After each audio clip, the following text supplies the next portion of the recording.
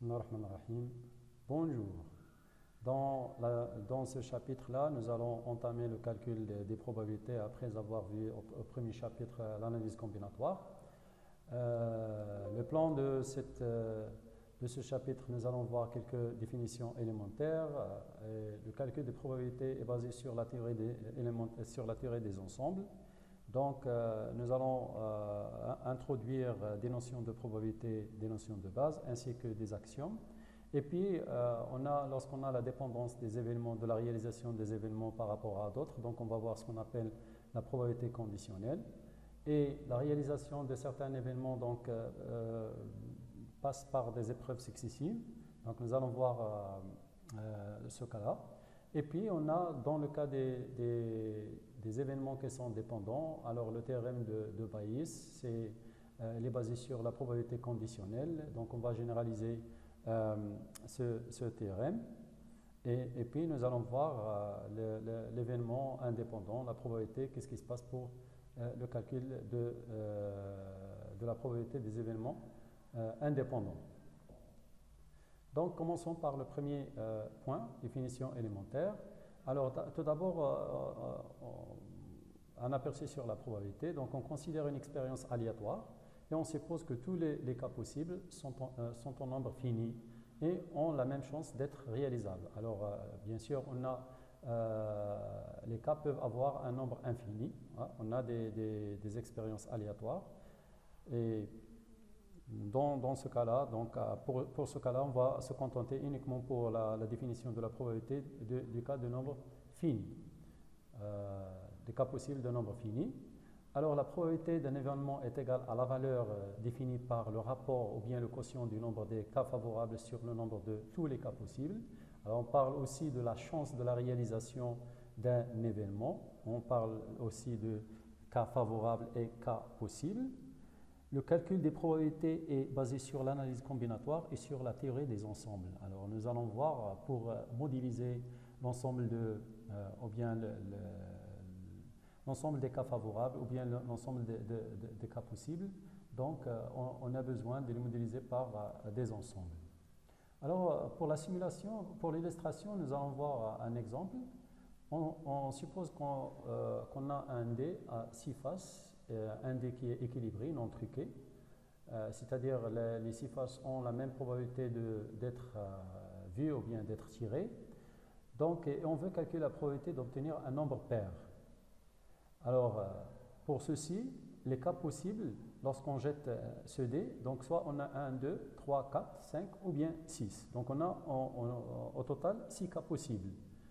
Pour les cas favorables, on a 2, 4, 6 parce qu'on observe que les nombres qui sont pairs. Donc on a 3 nombres pairs, c'est 2, 4 et 6. Alors au total, on a 4 3 favorables. Donc la probabilité d'obtenir un nombre pair est 3 sixièmes. Hein, c'est-à-dire c'est 1 demi, c'est-à-dire 50% pour avoir un nombre pair. Un deuxième exemple, on jette 2 fois une pièce de monnaie. Une pièce de monnaie, là aussi, qui n'est pas truquée, et on veut calculer la probabilité d'avoir au moins face. C'est-à-dire, lorsqu'on lance deux fois, donc alors on peut avoir pile-pile, on peut avoir face-face, on peut avoir pile-face, c'est-à-dire premier jet pile et deuxième jet face, et on peut avoir au premier jet face et deuxième pile. Dans ce cas-là, alors on va noter par P le résultat lorsqu'on a pile et par F lorsqu'on a le résultat face. Donc, les cas possibles sont pile-pile, face-face, pile-face et face-pile. Donc, on a 4 cas possibles. Maintenant, on s'intéresse à la probabilité d'avoir au moins face. Au moins face, ça veut dire qu'on a soit 2 fois face, soit on a en premier jet pile et deuxième face, ou bien au premier jet face et deuxième pile. Donc, les cas favorables sont face-face, pile-face et face-pile. Alors, on a 3 cas. Donc, la probabilité d'avoir au moins face, c'est 3 quarts. Bon, nous allons passer au point de théorie élémentaire des ensembles pour un petit peu décrire ce qui se passe, c'est quoi un ensemble, un sous-ensemble, et puis après le cardinal d'un ensemble, c'est-à-dire le nombre des éléments, l'intersection entre deux ensembles, l'union entre des ensembles, le complémentaire d'un ensemble dans un autre ensemble. Donc, Un ensemble est une collection d'individus. Alors, ces individus sont appelés éléments. Alors, par exemple, soit E est égal, c'est un ensemble de n éléments. Alors, ces éléments sont petit E1, E2, E3 jusqu'à En. Et pour tout i égal à 1 allant de 1 jusqu'à n, on dit que EI appartient à E. Et on écrit ce EI est le symbole de $E. Donc, alors un ensemble vide, c'est un cas particulier. Alors pour l'ensemble vide, c'est l'ensemble qui ne contient aucun élément, d'accord, qui ne contient aucun élément, et on le note par E égale soit l'accolade, hein, l'accolade est ici le vide, ou bien on note E ici, c'est comme un zéro barré, hein, c'est comme un grand zéro qui est barré. Et un sous-ensemble est aussi un ensemble, hein. On dit que A est un sous-ensemble d'un ensemble ou bien une partie d'un ensemble E si tous les éléments de A sont inclus appartiennent à l'ensemble E. Par exemple, si on retourne à l'exemple précédent, on avait l'ensemble des éléments ou bien des nombres qui sont pairs, 2, 4, 6, est inclus dans l'ensemble E qui était 1, 2, 3, 4, 5, 6. Donc, qu'est-ce qu'on dit? On dit que l'ensemble A, un ensemble A est un sous-ensemble E, et puis après, on dit que A est inclus dans E. Et on en note par A ce petit symbole C, E, hein, pour montrer l'inclusion. Donc, un ensemble puissant, c'est aussi un ensemble qui est constitué de tous sous-ensembles de l'ensemble. Donc, chaque ensemble peut avoir ce qu'on appelle un ensemble, un sous-ensemble, ou bien un ensemble puissant. Donc, c'est un ensemble puissant par définition, est un ensemble qui contient que les sous-ensembles d'un ensemble. Alors, soit E un ensemble, et on note par P de E. Alors, on note par P de E, alors power, hein, offset, ou bien l'ensemble puissant de l'ensemble E. Alors, le cardinal d'un ensemble. Donc, comme vous l'avez déjà vu dans l'introduction, pour calculer la probabilité, on a besoin de calculer le nombre de cas possibles et le nombre de cas favorables. Donc, ce nombre de cas possibles, c'est-à-dire c'est le nombre des éléments qui constituent ce ensemble, ou bien l'ensemble E, donc ça s'appelle cardinal. Donc, le cardinal d'ensemble est le nombre d'éléments de cet ensemble. Alors, soit un ensemble, on note par dièse E, ou bien quart E, ou bien entre deux barres verticales E, le cardinal de l'ensemble E. Nous allons prendre un petit exemple qu'on vient de voir. Supposons, alors, ou bien avant de prendre l'exemple, alors on a le résultat suivant. Si E est un ensemble avec cardinal de E est égal à N, alors le cardinal de l'ensemble puissant constitué par E est égal à 2 à la puissance N. Alors ce résultat, on peut le démontrer en utilisant la démonstration par récurrence. Pour l'illustration, nous allons passer à un exemple. Soit, alors, l'illustration pour tous les notions qu'on vient de voir, c'est-à-dire dans le dernier paragraphe. Alors, soit l'ensemble E qui est égal à B, C, est un ensemble de 3 éléments. Donc, les éléments A appartiennent à E, B appartient à E et C appartient à E. Et on a B est inclus, alors là, on a le sous-ensemble B est inclus dans l'ensemble AB. Donc là, l'ensemble qui contient un seul élément s'appelle le singleton. Donc le singleton B est inclus dans le singleton AB. Donc on ne peut pas dire que petit b, l'élément B est inclus dans AB, mais c'est le sous-ensemble ou bien le singleton B inclus dans AB. La même chose, on a B, le sous-ensemble BC est inclus dans E, mais le sous-ensemble A n'est pas inclus dans BC.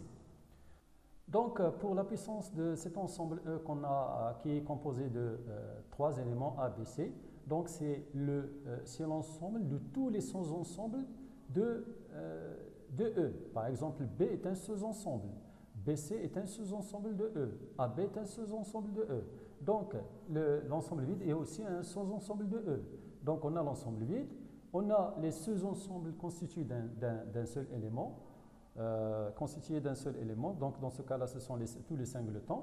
Et puis, on a les sous-ensembles constitués de 2 éléments, AB et BC et AC. Et on a l'ensemble final, le sous-ensemble ou bien l'ensemble final A, B, C, c'est l'ensemble même. Donc, ça, c'est la puissance de E. Donc, comme vous le voyez, le cardinal de ABC ou bien de l'ensemble E est égal à 3. Alors, d'après la formule qu'on a vue, c'est 2 à la puissance 3. Ça fait 8. Et donc, le cardinal de l'ensemble puissant est égal à 8. Et si vous comptabilisez, ici, si vous comptez ici, vous avez l'ensemble vide 1, 2, 3, 4, 5, 6, 7, 8. Nous allons passer maintenant à certaines notions concernant l'union, l'intersection et le complémentaire d'un ensemble dans un autre. Donc, on considère trois ensembles A et B et E, tels que A est inclus dans E, est une partie de E. Donc, l'union des deux ensembles A et B est définie par l'ensemble des éléments qui appartiennent soit à l'ensemble A, ou bien à l'ensemble B, ou bien aux deux ensembles.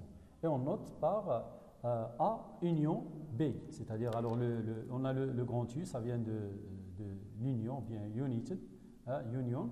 Donc, on a A union, on a le grand U ici, et on écrit A union B, c'est l'ensemble des X appartenant à E, tel que X appartenant à A ou X appartenant à B. Ou, bien sûr, X appartient à A union B, c'est-à-dire aux deux. Donc, l'intersection de deux ensembles, A et B, est l'ensemble des éléments qui appartient en même temps à l'ensemble A et à l'ensemble B. Et on note A inter B, c'est-à-dire on a le symbole union à l'inverse. Donc, à l'envers, donc on aura ici A inter B et on écrit l'ensemble A inter B, c'est l'ensemble des X appartenant à E, tel que X appartenant à A et X appartient à B. Nous avons la notion de complémentaire d'un ensemble dans un autre. Alors, dans ce cas, il faut avoir la condition que A est inclus dans E. Et c'est l'ensemble des éléments qui appartient à E et n'appartient pas à l'ensemble A. Et on note par C de A, E. Hein, et on écrit que C de A, E est égal à l'ensemble des X appartenant à E, tel que X n'appartient pas à A. Par exemple, si je prends l'ensemble E comme ça, alors si je prends l'ensemble E, c'est un ensemble, alors graphiquement, bien géométriquement, je prends l'ensemble E, cet ensemble-là, et je prends l'ensemble A, cet ensemble A. Alors tout ce qui est en dehors de A, c'est l'ensemble complémentaire de A dans E. D'accord? Bon, alors nous considérons quatre ensembles. L'ensemble E constitué de 1, 2, 3 jusqu'à 6. L'ensemble A, c'est l'ensemble des nombres qui sont pairs. L'ensemble B, l'ensemble des nombres qui sont impairs. Et l'ensemble C, c'est l'ensemble constitué par les éléments 1, 2, 3. Donc A union B, c'est l'ensemble des éléments qui sont pairs et impairs. Et constitue l'ensemble E. Et pour A union C, donc c'est les éléments qui appartiennent à A, ou bien qui appartiennent à C, ou bien aux deux. Donc, comme vous le voyez, donc 3 et 5 appartiennent à A, nous avons 2 appartient à C, et le 1, il appartient aux deux. Donc, pour B union C, c'est 1, 2, 3, 4, 6. Alors, l'intersection de A et B, c'est l'ensemble vide parce qu'il n'y a pas d'élément qui appartient en même temps à A et appartient à B. Et là, lorsqu'on jette un dé équilibré, donc, alors soit on peut avoir un nombre pair ou bien on peut avoir un nombre pair. On ne peut pas avoir en même temps un nombre qui est pair et impair. Donc, pour l'intersection de A et C, comme vous voyez, dans A, nous avons 1, 3, 5. Et dans C, on a 1, 2, 3. Donc, l'intersection des deux, on a deux éléments, notamment 1 et 3. Pour l'intersection de B et C, nous avons B, c'est l'ensemble des éléments qui sont pairs, et C contient un élément qui est pair, 2. Et donc, bien sûr, B, c'est 2, 4, 6. Donc, l'intersection, c'est le singleton 2. Donc, là, quels sont les éléments qui appartiennent à E et n'appartiennent pas à A? Donc, on a les éléments de E sont 1, 2, 3, 4, 5, 6. Donc, pour 1, il appartient à A, donc on ne va pas le prendre. Pour 2, il appartient à E, il n'appartient pas à A, donc nous allons le prendre. Et pour 3, appartient à E, il n'appartient pas il appartient aussi à 3, on ne va pas le prendre. Et pour 4, il appartient à E, mais il n'appartient pas, donc on va le prendre. Pour 6, il appartient à E, il n'appartient pas à A, donc on va le prendre. Tandis que 5 appartient à E et à A, donc on ne va pas le prendre. Donc, le complémentaire de B à E est égal à 1, 3, 5 est égal à A. Comme vous le voyez, le complémentaire d'un ensemble, supposons que E représente les cas possibles lorsqu'on jette un dé, et le complémentaire de l'ensemble A est l'ensemble des éléments qui sont impairs. Donc, automatiquement, le résultat complémentaire de A dans E, c'est l'ensemble, c'est les éléments qui sont pairs, et vice-versa. Donc, le complémentaire d'un ensemble qui est pair dans un ensemble 1, 2, 3, 4, 5, 6, et les éléments qui sont impairs. Et le complémentaire de C dans E, c'est 4, 5, 6, puisque le 1, 2, 3 appartenant à C. Maintenant, nous allons passer à l'introduction aux probabilités. Donc, commençons par la définition de certaines notions. Alors, on a l'expérience aléatoire. Donc, une expérience aléatoire, c'est une expérience qu'on ne peut pas prévoir avant son résultat. Donc, on n'a pas c'est-à-dire, on n'est pas sûr 100% que le résultat après cette expérience sera déterminé, ou bien on a exactement le résultat avant la réalisation. Donc, c'est une expérience qu'on ne peut pas prévoir son résultat. On dit aussi que c'est une expérience stochastique. Alors, on suppose qu'une expérience aléatoire peut être répétée indéfiniment dans des conditions identiques et son résultat peut donc varier d'une réalisation à une autre. Par exemple, si vous jetez une pièce de monnaie, vous pouvez la jeter jusqu'à l'obtention de faces. Alors, on peut jeter indéfiniment, c'est-à-dire infiniment le pile, et on ne peut pas avoir face, hein, c'est-à-dire d'une manière infinie. C'est-à-dire on peut avoir une infinité de G jusqu'à ceci. La condition de G sont pareilles, mais le résultat, on peut avoir des résultats différents, soit pile, soit face. Alors, exemple, donc on jette une pièce de monnaie plusieurs fois jusqu'à l'obtention de côté face. Alors, pour l'espace des résultats possibles, ou ce qu'on appelle aussi l'univers, c'est l'ensemble de tous les résultats d'une expérience aléatoire, hein, qui est appelé univers ou bien espace de résultats possibles de cette expérience. Par exemple, lorsqu'on jette un dé, donc à 6 faces, bien équilibré, donc on a soit 1, soit 2, soit 3, soit 4, soit 5, soit 6, et ce sont tous les cas possibles. Donc ça, oméga, ça s'appelle l'univers. Alors, pourquoi j'ai dit oméga? Parce que on note souvent dans la littérature cet ensemble, l'univers, par oméga. Alors, on note souvent cet ensemble par oméga. Cet ensemble oméga peut être fini ou bien infini. Comme on l'a vu lorsqu'on jette une pièce de monnaie, lorsqu'on obtient face, alors on peut jeter, c'est-à-dire on peut jeter dès la première fois, donc on a face, hein, donc on a F. Ou bien on peut jeter pile et puis le deuxième J face, donc on aura pi F. Et puis après, pile, face, pile, face, pile, face, et ainsi de suite, et ainsi de suite. Donc on peut avoir un ensemble oméga qui est infini. Un événement est lié à une expérience aléatoire. Donc un événement, c'est tout ce ensemble de oméga, de l'ensemble oméga, c'est-à-dire par exemple comme on avait lorsqu'on jette un dé, donc on a l'ensemble oméga c'est 1, 2, 3 jusqu'à 6, et on a le sous-ensemble 2, 4, 6, c'est un sous-ensemble de oméga, c'est l'ensemble des nombres qui sont pairs entre 1 et 6. Et l'ensemble des nombres qui sont impairs, 1, 3, 5, est inclus dans l'ensemble oméga, c'est un sous-ensemble, donc ça s'appelle événement. C'est-à-dire là, c'est quoi? Donc on essaie de simuler, hein, un événement par un ensemble. Et tout ce qu'on a vu dans les ensembles, on peut le projeter sur les événements. D'accord? Tel que l'intersection, par exemple l'intersection de deux ensembles, ou bien l'intersection des deux ensembles qui représentent les événements, c'est la réalisation de ces événements. Hein? On appelle un événement élémentaire le sous-ensemble qui contient un seul élément. D'accord?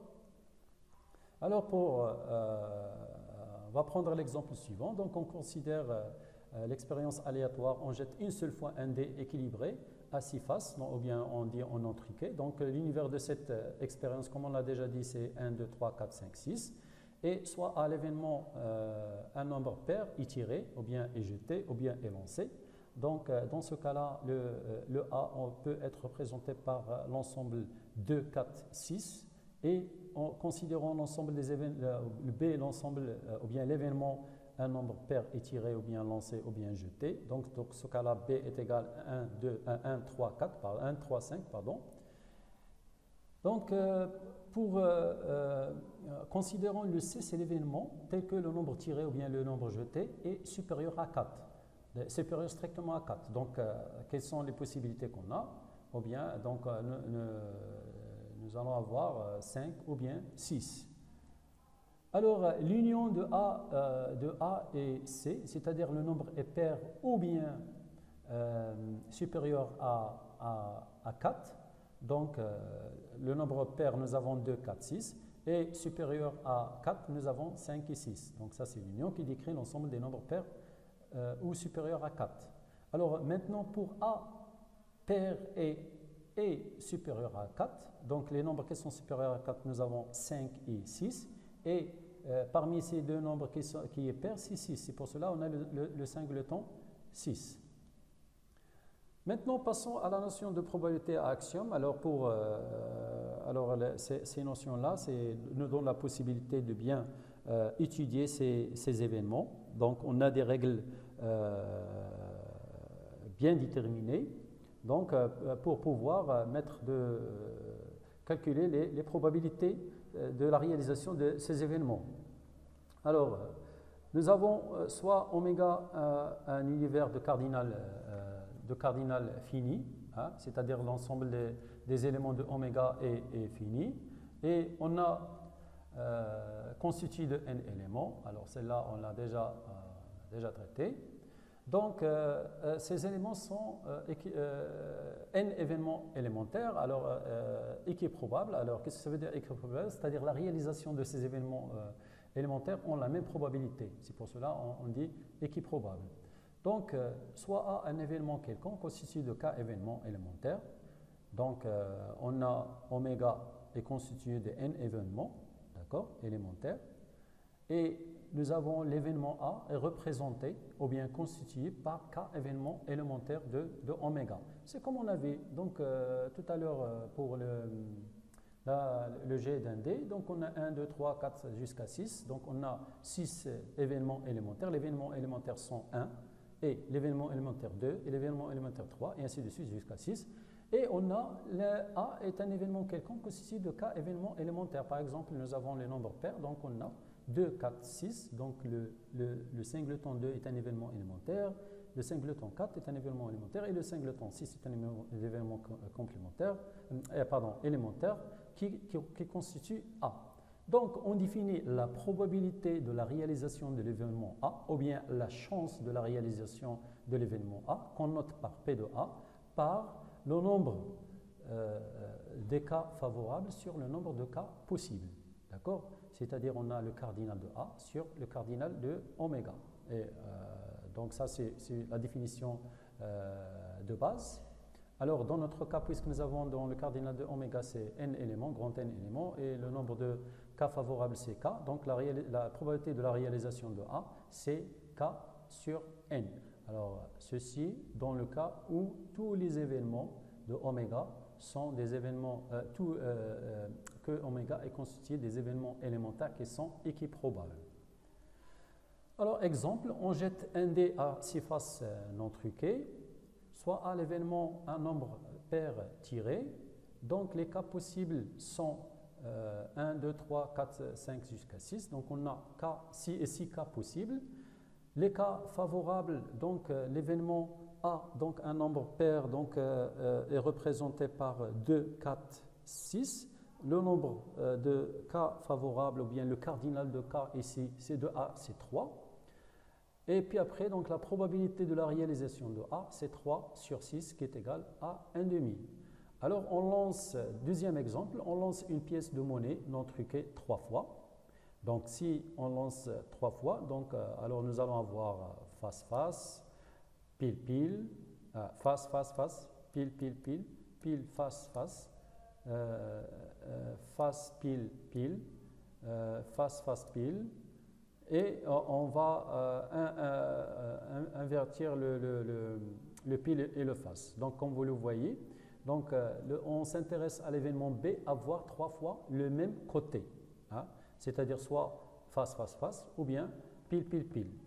Donc, les cas possibles sont face, face, face, face, face, pile, face, face. Alors, c'est-à-dire là, lorsqu'on dit ici, dans ce cas-là, on parle de face, face, face, c'est-à-dire on a jeté 3 fois. Donc, la première fois, on a obtenu face, la deuxième fois, on a obtenu face, la troisième fois, on a obtenu face. Dans le deuxième événement élémentaire, nous avons première fois face, deuxième fois face et troisième fois pile.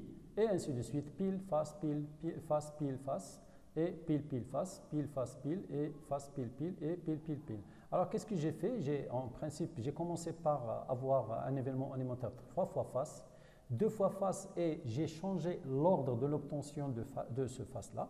Hein. Soit j'obtiens 2 fois face, c'est-à-dire le premier jet et le deuxième, soit j'obtiens le deuxième jet et le troisième lancé, ou bien au premier lancé et troisième lancé. Voilà. Et puis, qu'est-ce que j'ai fait? J'ai changé le face par pile et le pile par face pour obtenir ces 4 événements élémentaires. Hein, et on aura finalement, au lieu de face, face, face, alors 3 fois pile, pile, pile. Donc, comme on a dit, on s'intéresse à voir 3 fois le même côté. Donc, 3 fois le même côté, c'est-à-dire nous avons face, face, face, ou bien pile, pile, pile. Donc, le cas possible de la réalisation de B, on a, alors là, pardon, ici c'est B, c'est pas A. Donc, on a la possibilité d'avoir, ou bien les cas favorables, c'est face, face, face, pile, pile, pile, donc on a 2 cas. Alors, la probabilité de la réalisation de B, c'est 2 cas sur le 8 cas, 2 cas favorables sur le 8 cas possibles, qui est égal à 2 huitièmes, qui est égal à 1 quart. Bon, on va voir cet exercice d'application. On choisit un comité de 3 personnes parmi 5 hommes et 7 femmes. C'est-à-dire là, on veut constituer un comité de 3 personnes. Nous avons l'ensemble des personnes sont 5 hommes et 7 femmes. Donc, soit c'est l'événement, alors c'est l'événement, les 3 personnes choisies, soit de 2 hommes et 1 femme. Donc, on doit constituer un comité de 2 hommes et 1 femme. Alors, quelle serait la probabilité de cette réalisation? Donc, le nombre de cas possibles, donc on va choisir 3 personnes parmi 5 hommes et 7 femmes. Donc 5 plus 7, nous avons 12, c'est-à-dire on va choisir 3 parmi 12. C'est une combinaison. Hein? C'est une combinaison, on n'a pas d'ordre, donc c'est 3 parmi 12.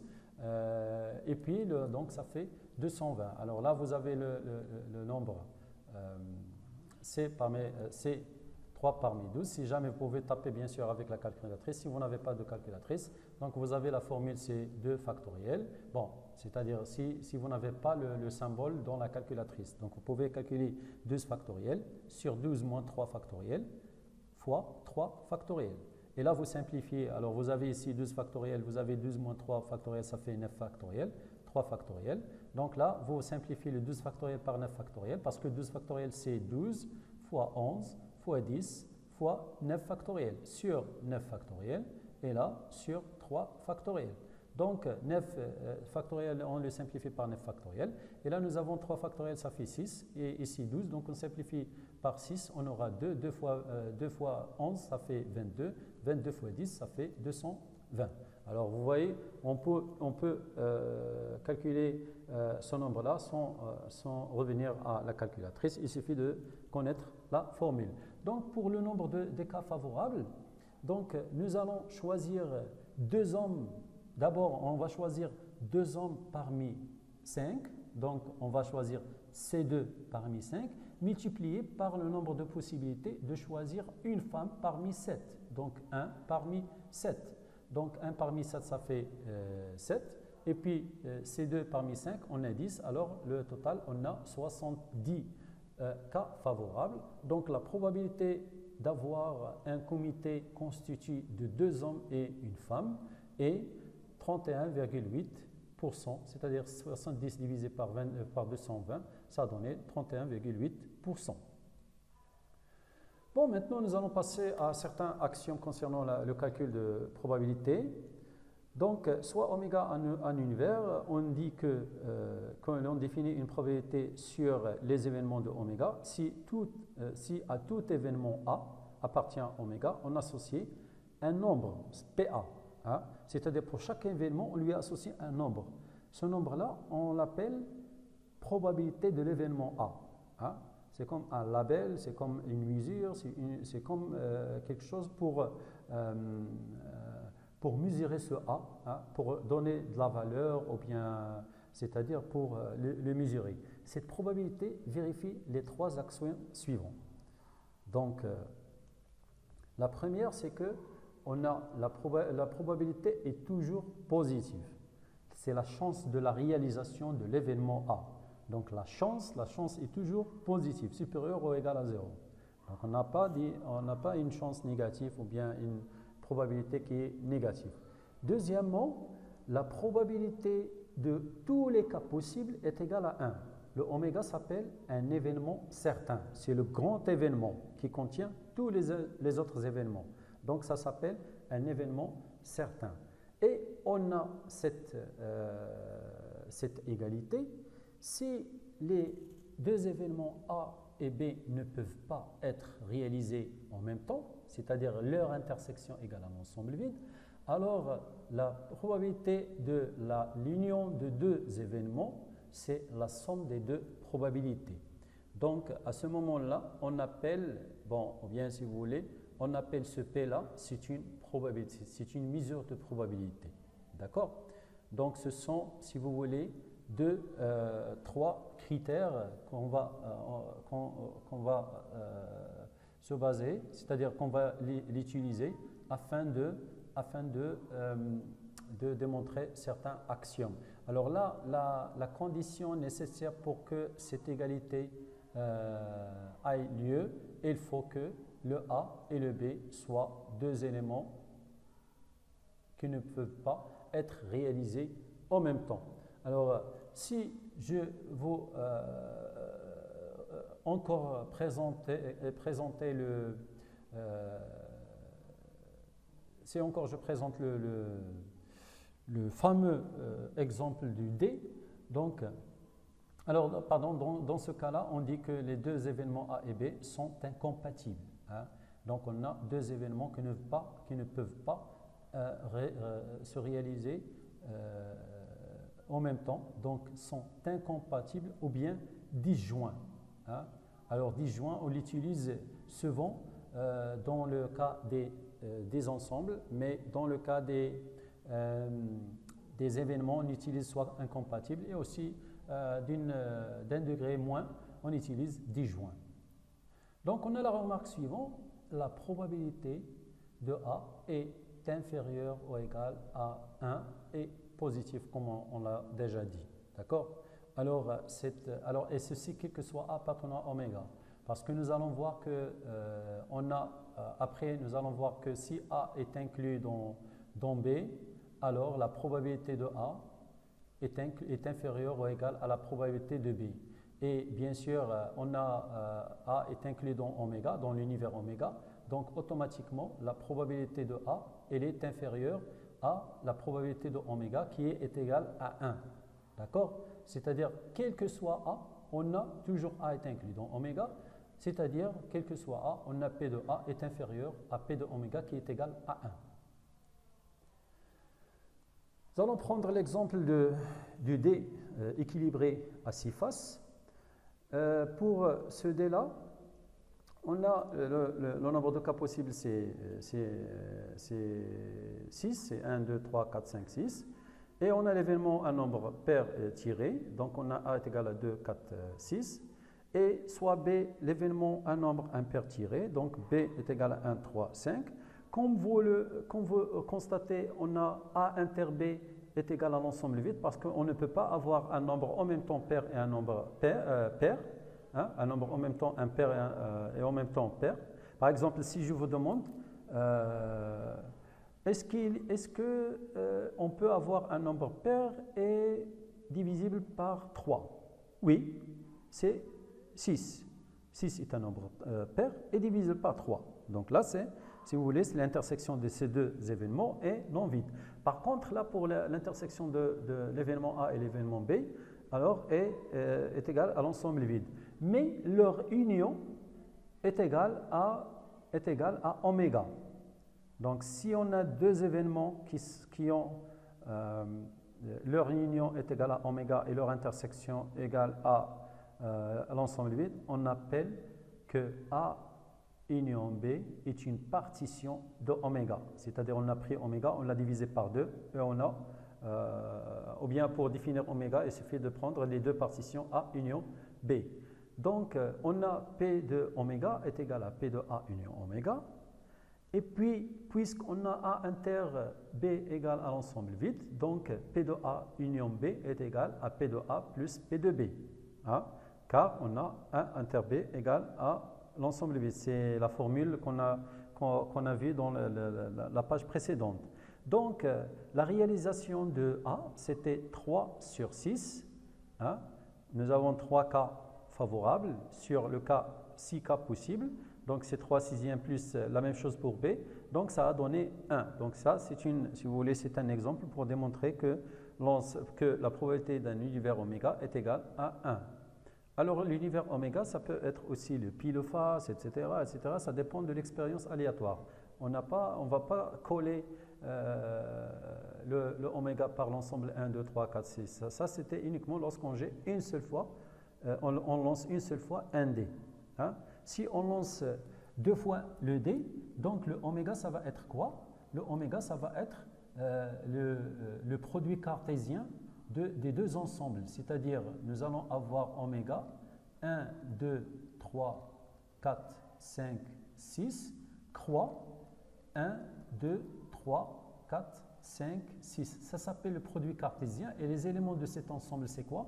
C'est 1, 1, 1, 1, 2, 1, 3, 1, 4, 1, 5, 1, 6, 2, 1, 2, 2, 2, 3, 2, 4, 2, 5, 2, 6, 3, 1, 3, 2, 3, 3, et ainsi de suite jusqu'à 6, 6. Hein? Donc là, si vous calculez ça, vous allez trouver que le cardinal de oméga dans ce cas-là, c'est 36. Tandis qu'ici, dans notre cas, c'est cardinal de oméga, c'est 6. D'accord? Ça dépend de l'expérience aléatoire que vous faites. Donc, il y aura toujours des changements concernant oméga. Donc, on a le premier théorème. Alors, pour ce théorème, on a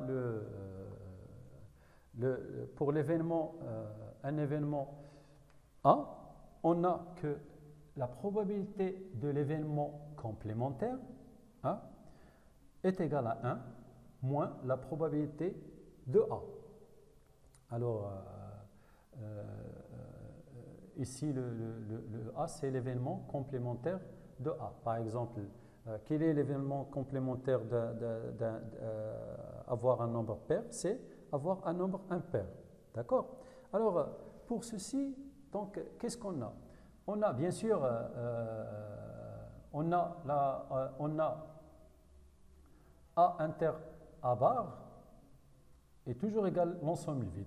Hein? On ne peut pas avoir un événement et le complémentaire de même événement. D'accord? Donc, dans ce cas-là, la probabilité de A union A bar égale à la probabilité de A moins la probabilité de A bar. Plus la probabilité de A bar, hein, d'après la formule de base. Et d'autre part, on a que A union A bar égale à oméga, parce que nous avons oméga, c'est l'ensemble des événements de A, supposons que A ici, donc A bar c'est tout et oméga c'est cet ensemble, donc A bar c'est tout l'espace de oméga qui n'appartient pas à A. C'est ça le complémentaire de A dans oméga. Donc A union A bar est égal à oméga, et on sait que la probabilité de oméga est égale à 1. Donc, la probabilité de A plus la probabilité de A bar égale à 1. C'est-à-dire, cela nous donne que la probabilité de A bar égale à 1 moins la probabilité de A, ce qu'il fallait démontrer. D'accord? Donc, on passe à l'exemple suivant. On lance 4 fois une pièce de monnaie équilibrée. Donc, quelle est la probabilité d'avoir au moins pile, hein? Quelle est la probabilité d'avoir au moins pile? Donc, pour le oméga, alors je ne vais pas écrire tout le oméga ici, mais là, ici, nous avons pile, pile, pile, hein? Donc là, nous allons avoir les éléments qui auront 3 fois pile, les éléments élémentaires qui ont 2 fois pile, les éléments qui ont 1 fois pile. Et qu'est-ce qu'on a? Si on n'a pas pile, alors on a face, face, face. Bien sûr, ici, on a il faut développer les 3 piles et les 2 piles, etc., etc. Donc, soit, je change de stylo.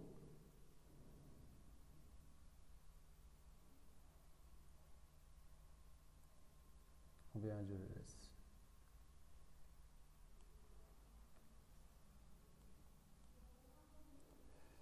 Bon.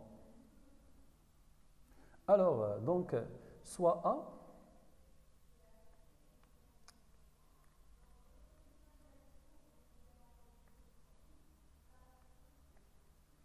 soit A, l'événement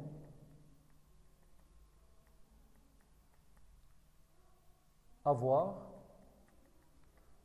au moins pile.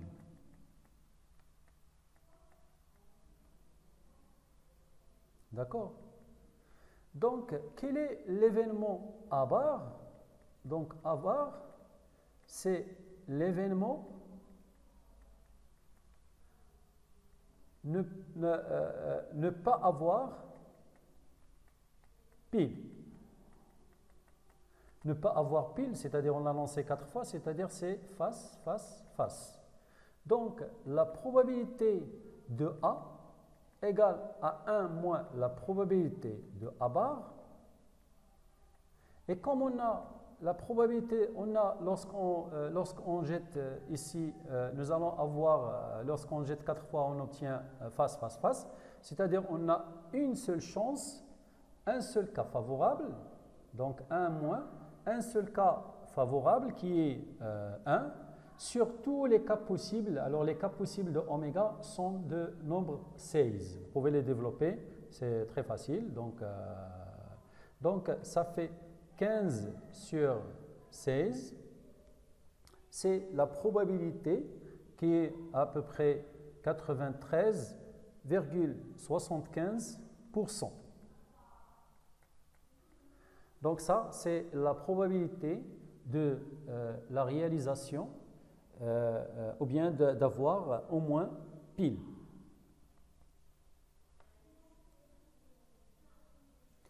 On passe maintenant au deuxième théorème. Alors, soit A et B, deux événements quelconques. Alors, on a la probabilité de B, mais ne pas A, c'est-à-dire avoir B et ne pas avoir A, est égale à la probabilité de B moins la probabilité de l'intersection de A et de B. D'accord? Alors, pour l'illustration, nous allons voir c'est quoi B moins A. Ce sont les éléments qui appartiennent à B et n'appartiennent pas à A. Si je fais le schéma suivant, supposons on a oméga, on a l'ensemble B, on a l'ensemble ici A, donc ça c'est A inter B. Alors tous les éléments qui appartiennent à B et n'appartiennent pas à A, ça c'est l'ensemble B moins A. D'accord? Donc, alors, on peut, pour la démonstration, alors on peut écrire que B égale à B inter oméga, et oméga, on peut l'écrire, c'est A union A bar. Alors, si vous regardez ici, si vous regardez cette partie hachurée, c'est exactement A bar, parce que A bar, c'est tout ce qui est extérieur de A, et l'intersection avec B, hein, tout ce qui est, alors je peux le mettre en rouge, alors tout ce qui est en dehors de, A,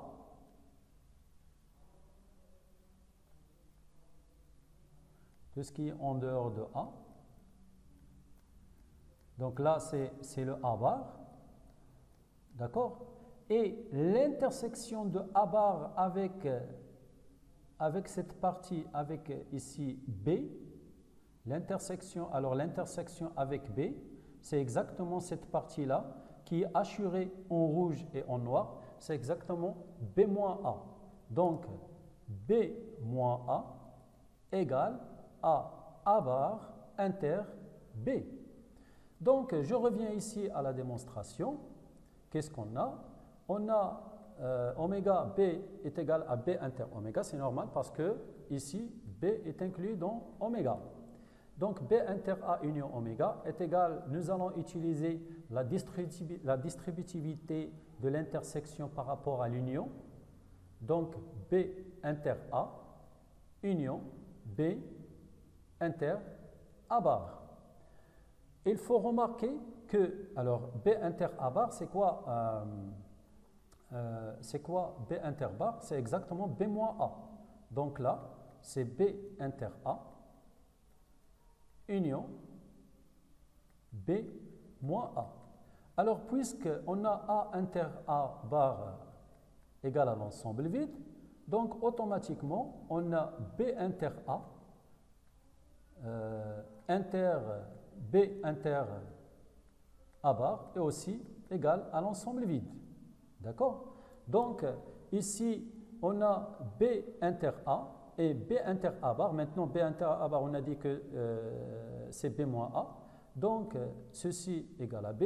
Je passe à la probabilité, c'est-à-dire la probabilité de B égale à la probabilité de B inter A union B moins A. Et nous allons utiliser la définition, la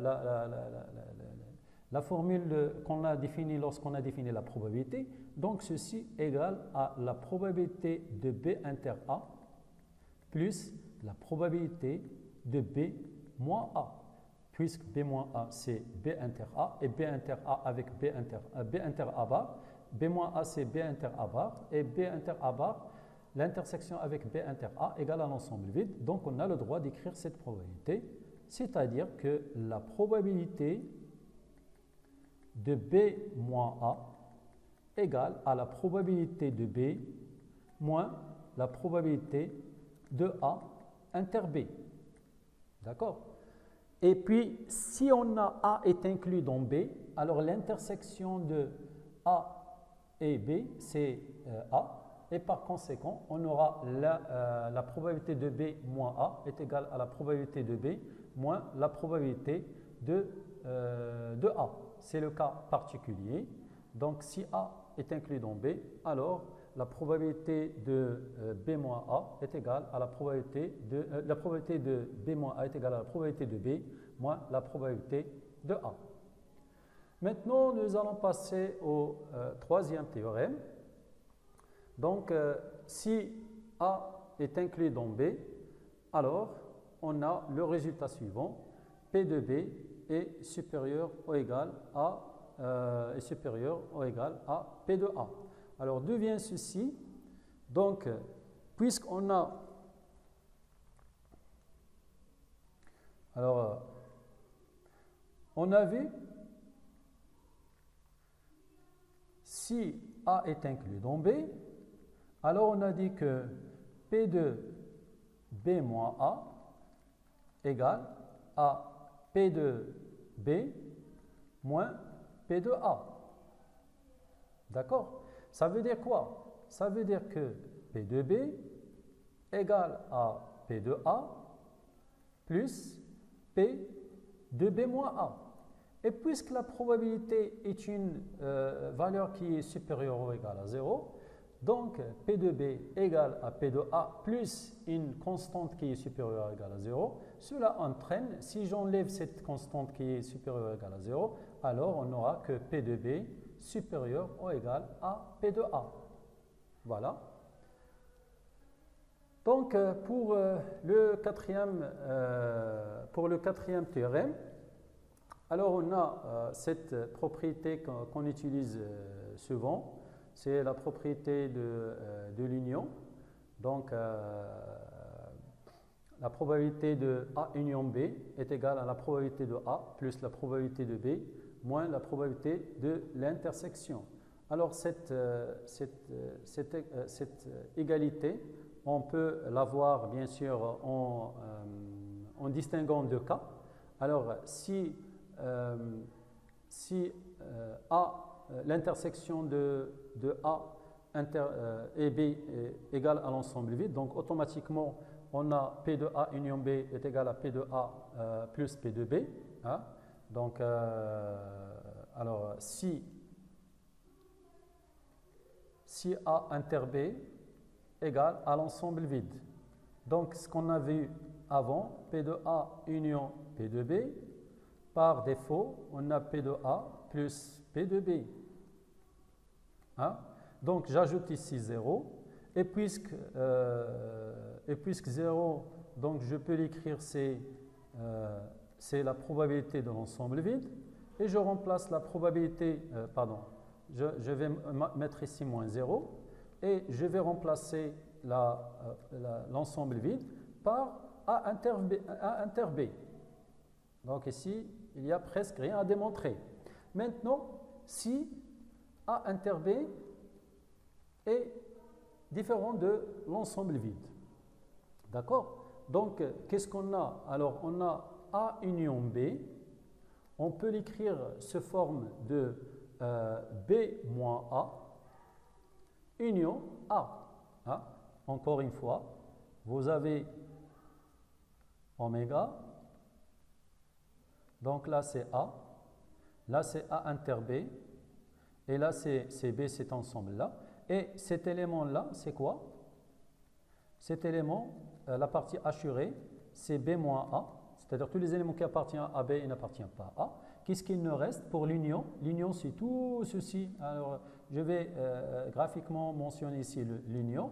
Donc, l'union de A et B, c'est toute cette région-là que je vais entourer par le rouge. Hein? C'est toute cette région-là. Donc, cette région-là entourée par le rouge, donc je peux la diviser en deux parties distinctes. C'est-à-dire, à cette partie que je vais le mettre en bleu, d'accord? Alors, cette partie-là, ça s'appelle B-A, et le reste ici, c'est A.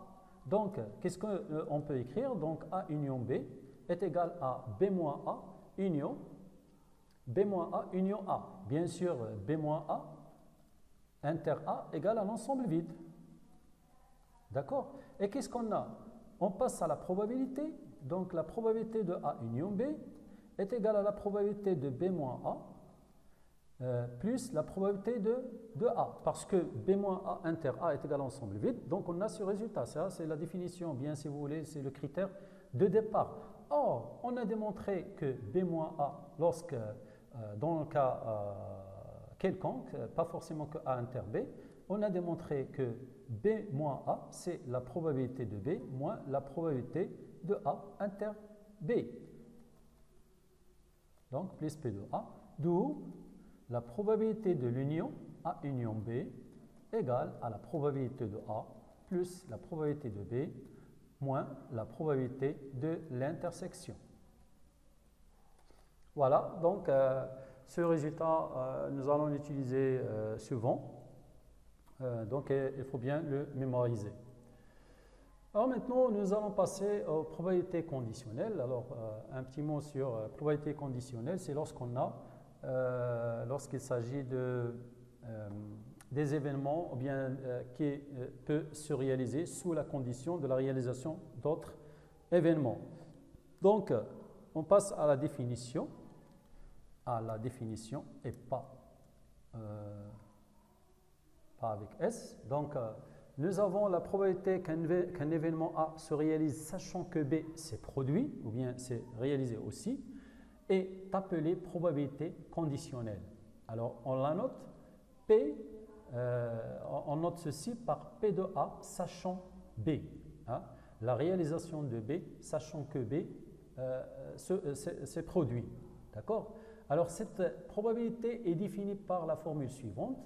P de A sachant B est égal à P de l'intersection des deux événements divisé par B. C'est une définition à retenir. Alors, si A inter B égale à l'ensemble vide, alors la probabilité de la réalisation de A sachant B égale à 0. C'est-à-dire, l'événement A ne peut pas se réaliser si l'événement B s'est déjà produit. Hein? Donc, c'est-à-dire, on peut avoir cette possibilité si le A et le B peuvent être réalisés en même temps, ou bien un avant l'autre, d'accord? Mais si par exemple le cas d'un G, d'un D, donc on ne peut pas avoir la probabilité que avoir jeté un nombre pair sachant qu'on a jeté un nombre impair. Ça, c'est impossible, hein, parce que leur intersection égale à l'ensemble vide. Et du coup, la probabilité de cet événement donc égale à 0. Alors, on a la probabilité de complémentaire sachant un événement B égale à 1 moins la probabilité de A sachant B. Et on n'a pas la commutativité si vous voulez, hein, c'est-à-dire si vous changez. Pourquoi ? Parce que supposons qu'on a deux événements A et B qui ont deux probabilités différentes. Hein? C'est une possibilité. Hein? Donc ici, P de A inter B, c'est la probabilité de A sachant B, c'est la probabilité de A inter B sur la probabilité de B.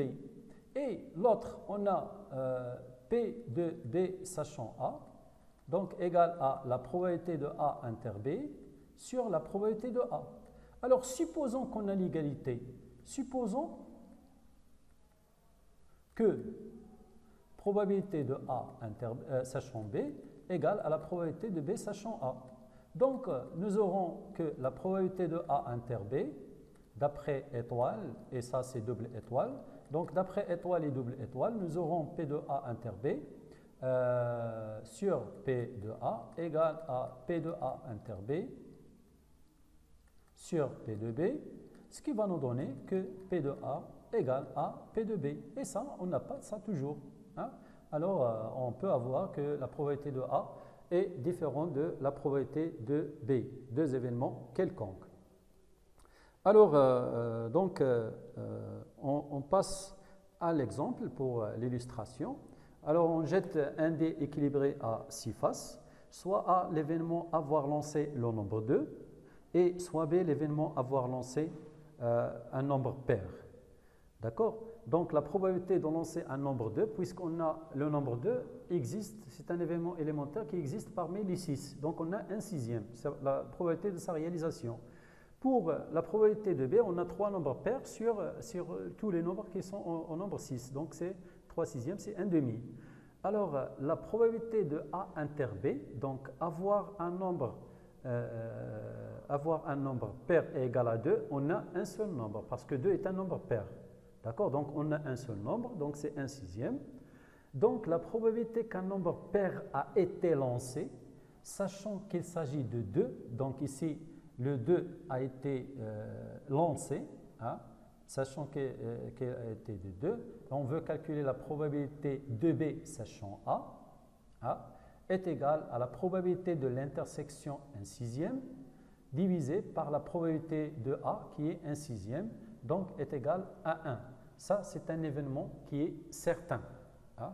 Donc, quelle est la probabilité d'avoir un nombre pair, sachant que vous avez jeté 2? Je suis sûr que 2 est un nombre pair, donc automatiquement, c'est un événement qui est toujours vrai, qui est toujours réalisable. D'accord? Maintenant, l'inverse. Quelle est la probabilité que le nombre 2 ne... c'est pas l'inverse, mais c'est autre chose. Quelle est la probabilité que le nombre 2 ne sort pas, sachant que le nombre lancé est pair? Si le nombre lancé est pair, donc certainement on aura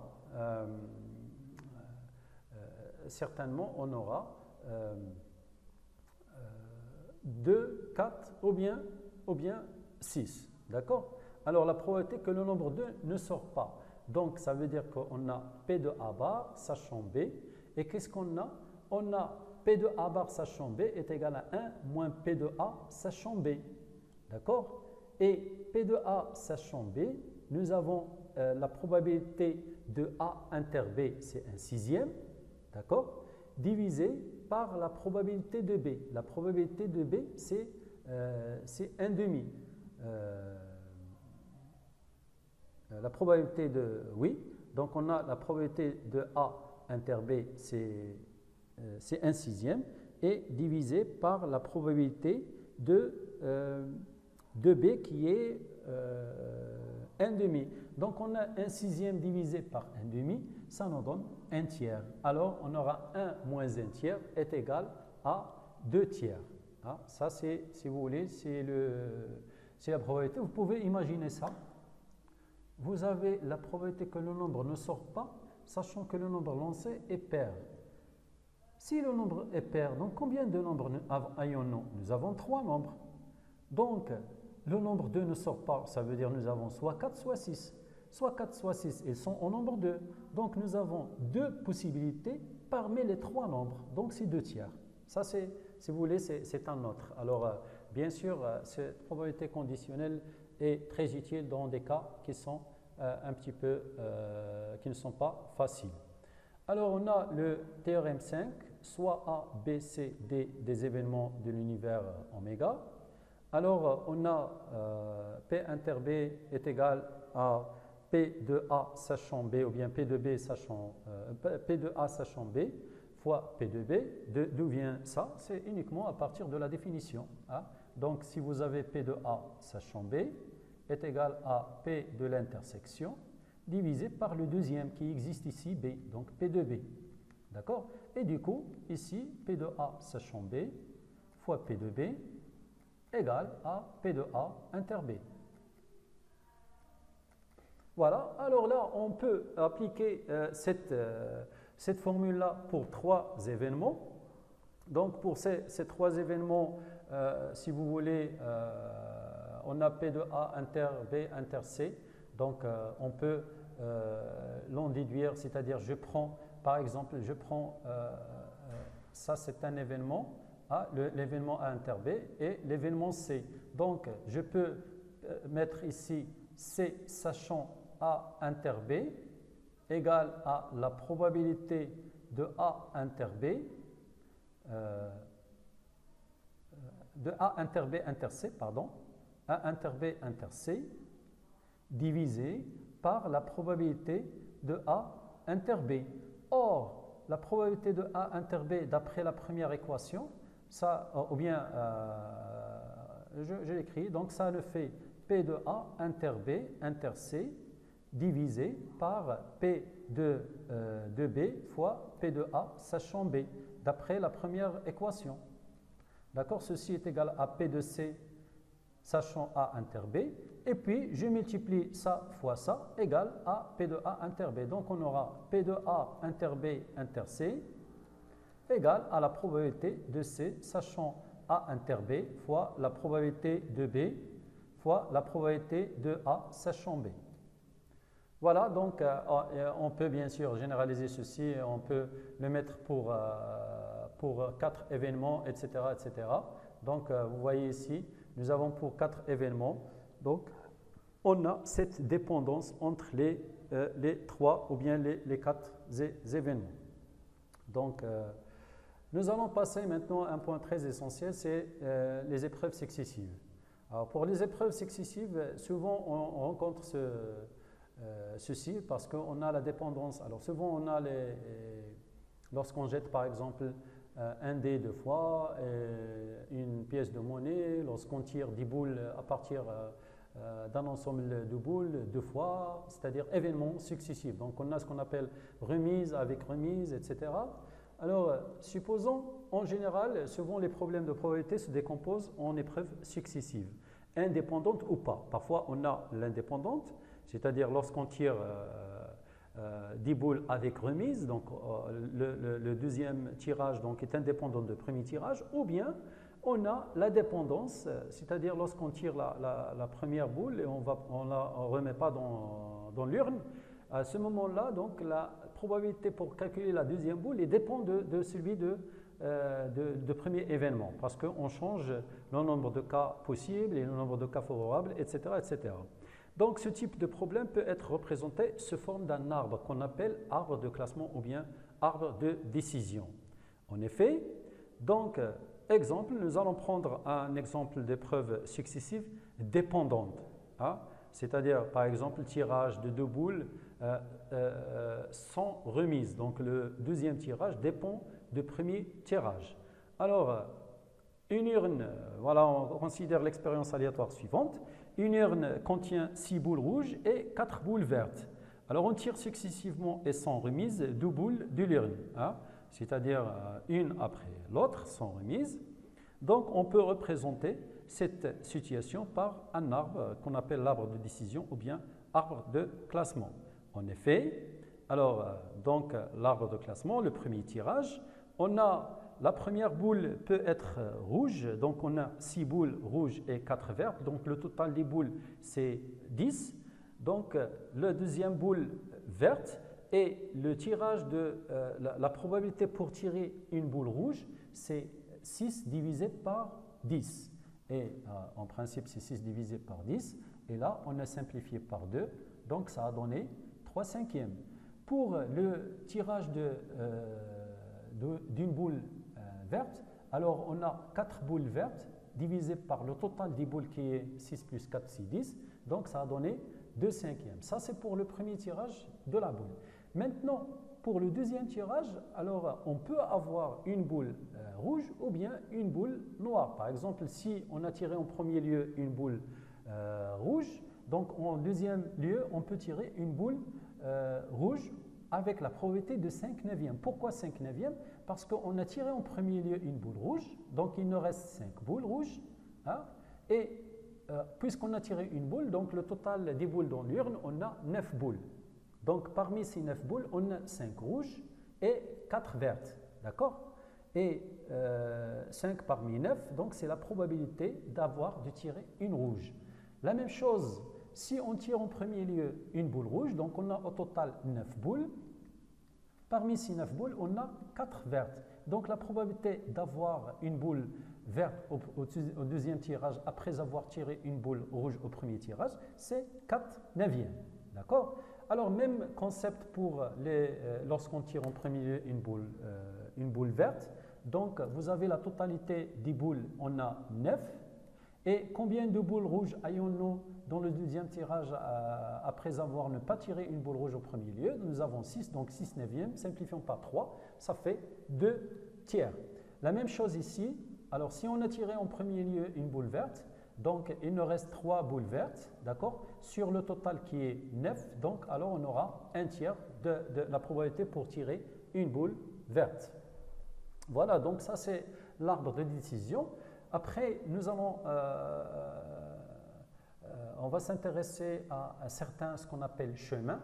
Donc, c'est-à-dire, quelle est la probabilité de tirer 2 boules différentes. Donc, alors, 2 boules différentes, c'est-à-dire les 2 boules différentes, c'est-à-dire rouge et rouge-verte ou bien verte-rouge. D'accord? Et par exemple, si on nous demande nous demande la probabilité d'avoir au moins une boule verte. Donc nous avons ce chemin-là contient une boule verte, celui-là contient une boule verte et celui-là contient une boule verte.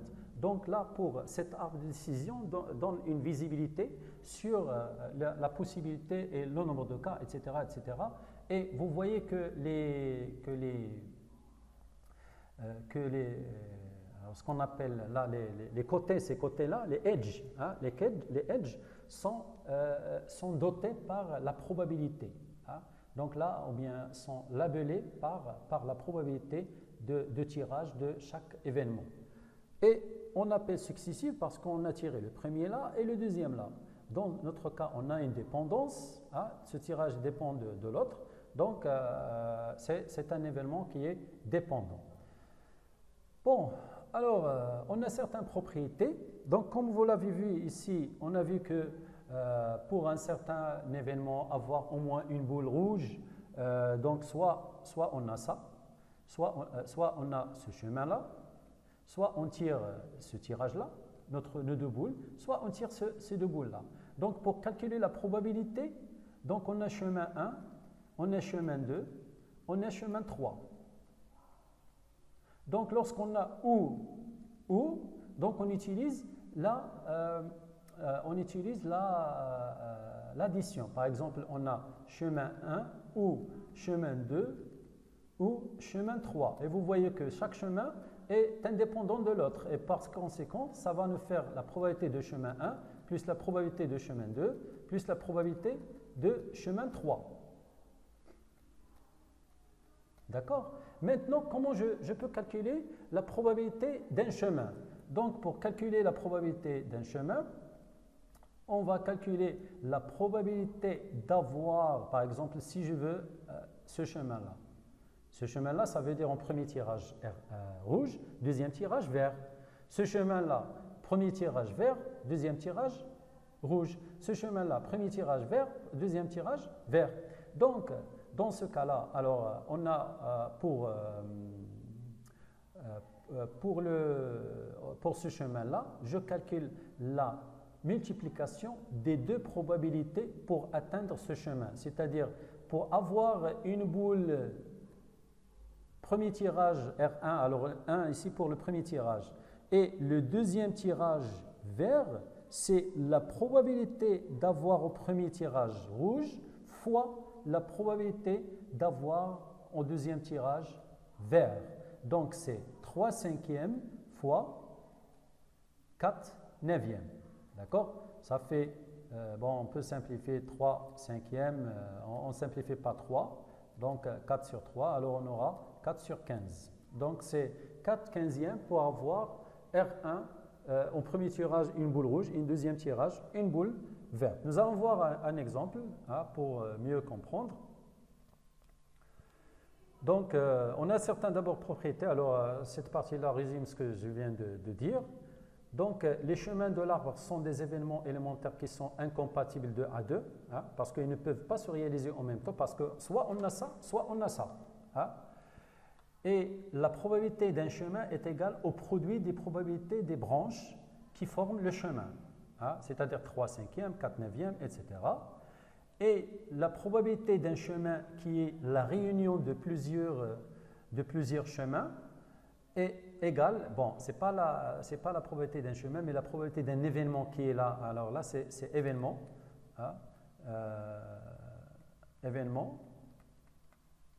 Événement, par exemple, avoir au moins une boule verte. Donc, la réunion de plusieurs chemins égale à l'addition des probabilités de ces chemins. Alors, pour ceci, nous allons considérer l'exemple suivant. Soit à l'événement, les deux boules tirées sont de même couleur, c'est-à-dire on va tirer rouge-rouge ou bien vert-vert. D'accord? Donc, on a deux cas possibles. Donc, P de A égale la probabilité de premier tirage rouge, deuxième tirage et rouge, union, premier tirage vert et le deuxième, c'est vert. Donc, prenons l'arbre de classement.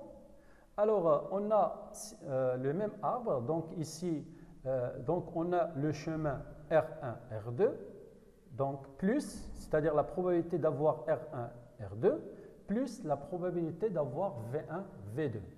C'est-à-dire avoir tiré la première boule est rouge, la deuxième rouge, et la première rouge et la deuxième rouge. Je ne peux pas prendre le chemin première vert et deuxième rouge parce que ce sont deux boules dont la couleur est différente. Alors, on a les deux chemins, comme on a dit, et puis donc la probabilité d'avoir R1 inter et R2, deuxième tirage, plus la probabilité d'avoir le chemin, avoir V1 au premier tirage et V2 au deuxième tirage. Donc les deux, on a dit le chemin, c'est la multiplication de la probabilité de deux branches. On a cette branche-là et on a cette branche-là. Et donc, la même chose, on a la branche d'avoir V1 et la branche d'avoir V2. Donc, c'est 2 cinquièmes fois 1, 3 fois 1 tiers.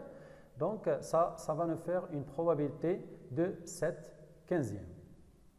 Voilà, maintenant, on passe au théorème de Bayes. Alors, ce théorème de Bayes, il est basé sur la probabilité conditionnelle. Donc, bien sûr, on peut… ce théorème est très utilisable, donc je vous recommande de bien le comprendre et bien sûr vous allez voir son utilisation. On peut résoudre beaucoup de problèmes de probabilité avec ceci, avec ce théorème. Alors qu'est-ce qu'il dit ce théorème? Soit B1, B2, Bn, n événements disjoints 2 à 2, c'est-à-dire BI inter BG est égal à l'ensemble vide, quel que soit I, J appartient à N, c'est-à-dire tous les événements, si on prend 2 à 2, ils sont disjoints. Et oméga est égal à B1 union B2 est égal à Bn, c'est-à-dire que la famille B1, B2, Bn est une partition de oméga. Alors on a le résultat suivant. La probabilité de la réalisation de ces événements, B1, B2, Bn, sachant qu'un événement A été réalisé, est égal, ou bien ces produits, est égal à la probabilité que A réalisé, sachant que B a été produit, fois la probabilité de B, divisé par la somme de toutes les autres probabilités. Hein? Donc là, c'est un théorème que j'ai déjà dit, c'est très important. Nous allons voir un exemple pour comment on va utiliser ce théorème. Alors, considérons une entreprise qui utilise 3 types d'ampoules, T1, T2 et T3, dans la proportion de 60%, 30% et 10%. C'est-à-dire là, qu'est-ce que ça veut dire ça? C'est-à-dire que la probabilité que l'entreprise utilise l'ampoule T1 est de 60%. Si on a par exemple, on utilise dans l'usine 100 ampoules, donc, ou bien dans l'entreprise 100 ampoules, donc on utilise 60 parmi type T1, parmi tous les ampoules qu'on utilise. Donc ça fait, c'est 60%. Hein. C'est 0,6, d'accord? La même chose pour T2, c'est 30%, et pour T3, c'est 10%, c'est le moins utilisable. Donc, on a la probabilité que ces ampoules fonctionnent est respectivement 90%, c'est-à-dire la probabilité que lorsqu'on choisit une boule T1, donc qu'elle fonctionne ou ne fonctionne pas, et avec la probabilité de 90%. C'est-à-dire si on choisit 10 ampoules de type T1, on trouve 9 fonctionnent et une ne fonctionne pas. Ça, selon les statistiques qu'on a fait. De type T2, c'est 80% et de type T3, c'est 50%. On s'intéresse à la probabilité qu'une ampoule défectueuse ne fonctionne pas provient de T1. D'accord? On s'intéresse à la probabilité qu'une ampoule défectueuse provient de T1. Donc, on a la modélisation suivante. T1 utilisé, c'est-à-dire l'événement T1, l'entreprise a utilisé l'ampoule T1, T2, l'événement que l'entreprise utilise l'ampoule T2, et ainsi de suite pour T3. Et soit dit, l'événement qui représente que l'ampoule choisie est défectueuse, débarre l'ampoule choisie non défectueuse. Donc on a l'arbre de décision suivant. Donc le chemin, on a choisir ou bien utilise l'ampoule T2. Donc on a l'arbre suivant. Donc l'arbre suivant utiliser l'ampoule T1 avec probabilité 60%. Donc, et cette ampoule peut être non défectueuse avec 90% et défectueuse avec probabilité de 10%. La même chose pour T2 peut être défectueuse avec probabilité de 2% et il fonctionne avec probabilité 80. Pour la probabilité pour l'utiliser, c'est 30%. Donc, on s'intéresse à... on a trois événements incompatibles, T1, T2, T3, c'est-à-dire soit on choisit T1, soit on choisit T2, soit on choisit T3. On ne peut pas les choisir ou bien utiliser en même temps. D'accord? Donc, on vient les choisir. Alors, on a la probabilité que l'ampoule choisie T1 est défectueuse est égale, d'après théorème de Bayes, c'est la probabilité que que l'ampoule choisie est défectueuse, sachant qu'elle vient de T1, fois la probabilité de T1. Alors, pour lire ceci, donc, je regarde quelle est la probabilité qu'elle est défectueuse, qu'elle vient de T1. Donc, on a la probabilité de choisir T1, c'est 0,6 et fois 0,1. Donc, on a ce chemin-là.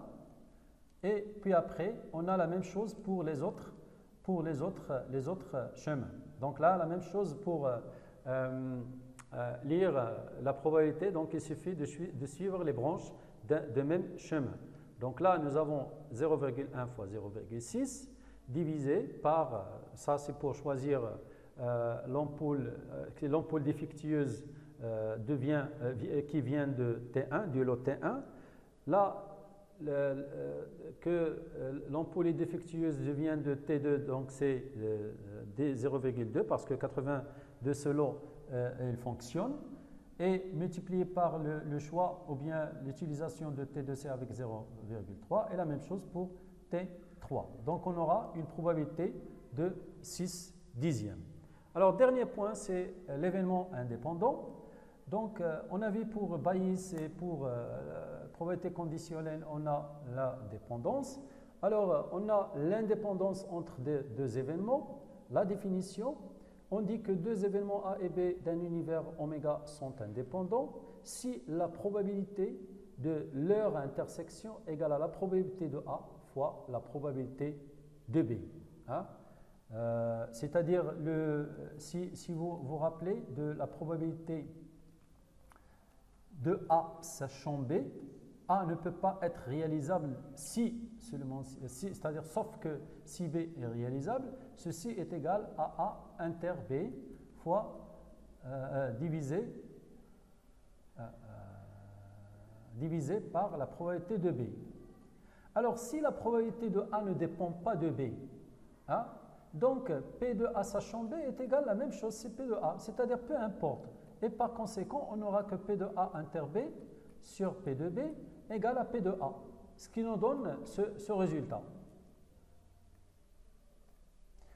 Donc, voilà, ça c'est la définition. Dans le cas contraire, on dit qu'ils sont dépendants. Donc, ça c'est la définition de deux événements qui sont indépendants. Alors, on a par exemple deux jets successifs d'une pièce de monnaie. Alors, nous avons pile, face, pile et face. Donc, soit les événements A pile au premier jet, c'est-à-dire pile et pile face. Alors, B face au deuxième jet, donc pile face et face. Donc, comme vous le voyez, le jet, alors on s'intéresse à inter B, c'est pile au premier jet et face au deuxième jet. C'est ça l'intersection. Donc, pile au premier jet et face au deuxième. Alors, on a la probabilité, on va vérifier maintenant, est-ce que les deux sont dépendants ou bien ne sont pas dépendants. Donc, la probabilité de A, c'est 1,5, probabilité de B, c'est 1,5, et probabilité de A inter B, c'est 1 quart. Pourquoi probabilité de A, c'est 1,5? Parce que le nombre de cas favorables, c'est 2, divisé par le nombre de cas possibles, 4. Et pour la probabilité de A inter B, on a un seul événement élémentaire qui est PF, on a 1 sur 4, donc c'est 1 quart. Si vous prenez P de A fois P de B, vous allez trouver que c'est 1 quart est égal exactement P de A fois P inter P de B. Donc, les deux événements A et B sont indépendants. C'est-à-dire avoir pile au premier jet ou bien avoir face au deuxième jet, ce sont deux événements qui sont indépendants. Voilà, donc, nous allons passer maintenant aux exercices.